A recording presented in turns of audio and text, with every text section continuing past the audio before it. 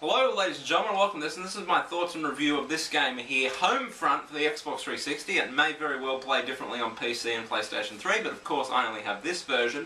I do like this game, I really do, mainly because of the multiplayer. So we'll start with the single player. The single player is meh. It goes for about 4 or 5 hours, which is pretty expected in most first-person shooters today, because most people don't even play the single player, and yet they still bitch about how short it is. Shut up, you have no idea. But if you are I'm more of a single player game, so it was pretty sad because I always try and beat the single player before I play multiplayer. Even with Black Ops, I was probably the only person in this whole country, or the world even, that went to the midnight launch, came straight home and slogged through single player. I was probably the only person, because everyone in the line was saying, what's your gamer tag, what's your PSN ID, we'll play together later tonight. And there I was, playing single player. But single player in this game, the story is actually, it's got a good premise. If you were to replace Korea with China, it then might be plausible that this could happen. But the fact that you have 4 guys in your squad, including yourself, that just completely destroy everything else, and then at the end of the game, what happens at the end of the game happens at the end of the game. It does end on a cliffhanger, by the way.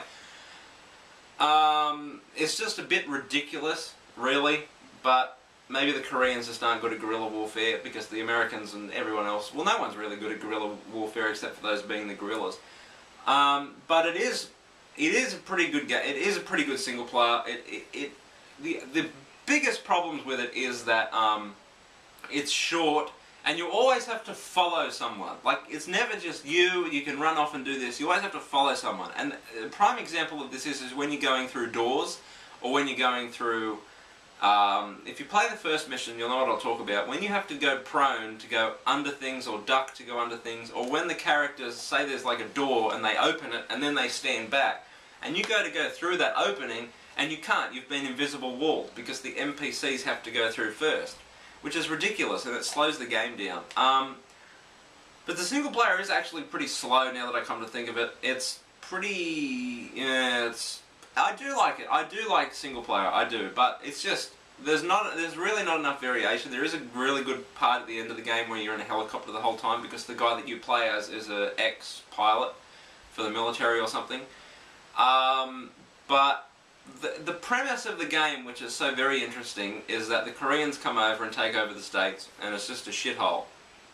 But they don't explain that. They explain that it's a shithole through, like, intel items, newspapers on the ground that you have to pick up, which is kind of sad, but it's a pretty good way to do it if you don't want to distract from the actual main storyline.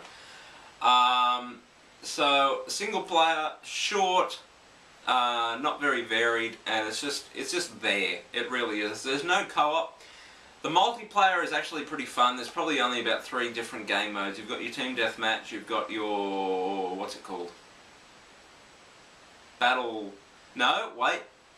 I don't know, I can't remember what it's called, but it's essentially domination from Call of Duty, or, what's the other one from Battlefield? Conquest?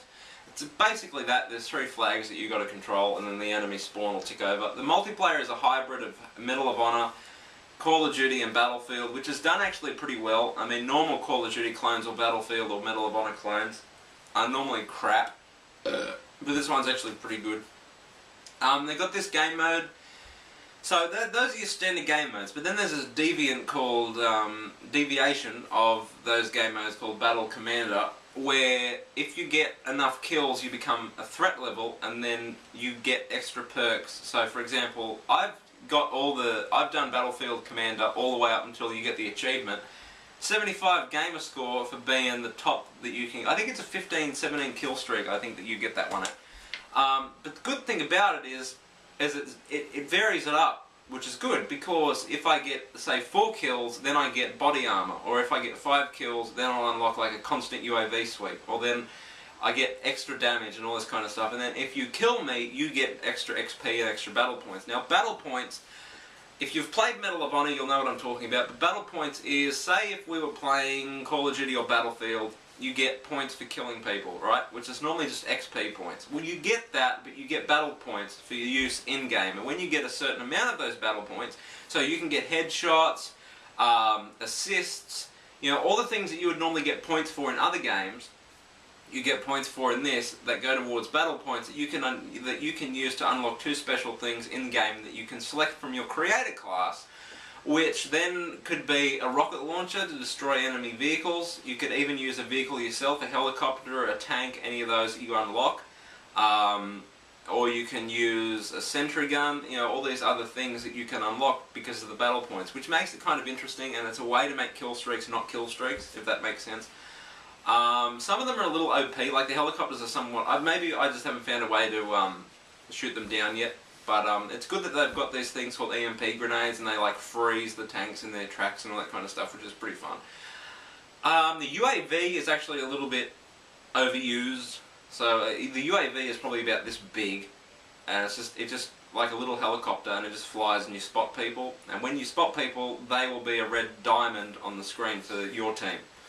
So I think that's all anyone ever does, really, so it's kind of annoying. The guns feel right, the unlock system's pretty good. I really do like the online. A lot of people don't, but if you're looking for a good hybrid, because there's nothing multiplayer based coming out in the next couple of months that I know of, that are kind of like Call of Duty or Battlefield or Medal of Honor. So if you're looking for one of them, if you're sick of Battlefield, Call of Duty or Medal of Honor, go and pick this up. You probably will like it's online. It is pretty good. The more people playing, the merrier, so I would give this game a rent first. I would. Just to see if you'll... Oh no, wait, maybe you can't rent it. Because it comes with a fucking unlock code. So maybe you can't rent it. Well, get a friend to buy it and then play their copy. So until next time, ladies and gentlemen, I do recommend the game. It is pretty fun. So until next time, ladies and gentlemen, I'm out. Rate, comment, and subscribe. Au revoir.